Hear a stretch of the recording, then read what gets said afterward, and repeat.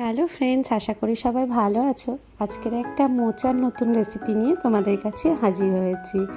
প্রথমেই মোচাটা আমি কেটে সেদ্ধ করে নিয়েছি নুন হলুদ ঢেলে।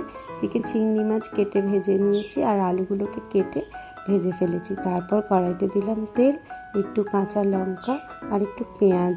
খুব ভালো করে এটা ভেজে নিয়ে লাল লাল হয়ে যেন পুড়ে না যায় পেঁয়াজগুলো, যেন একটু কাঁচা কাঁচা ভাব থাকে, পোস্ত তো।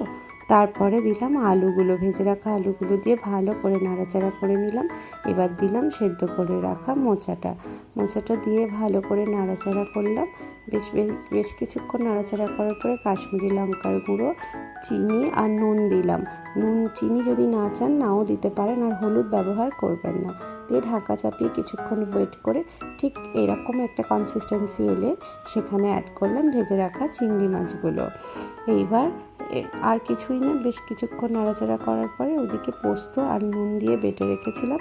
একটু জল জল করেই বেটেছিলাম, পুরো রান্নাটাতে কিন্তু আমি একটুও জল ব্যবহার করিনি, ওই পোস্তর জলেই বাকিটা হবে। এবার এই পোস্ত জল দিয়ে একদম লো ফ্লেম করে বেশ কিছুক্ষণ ঢাকা দিয়ে রান্না করতে হবে।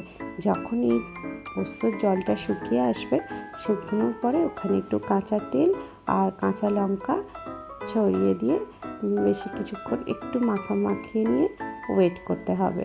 যখন পুরো ঝোলটা একদম শুকিয়ে যাবে তখন গরম গরম বাটিতে পরিবেশন করুন। আমি এটা সেদিন ভাতের সাথেই পরিবেশন করেছিলাম। আপনারা চিংড়ি মাছ না চাইলে নাও দিতে পারেন।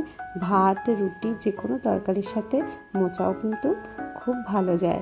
কেমন লাগলো তোমাদের অবশ্যই জানিও।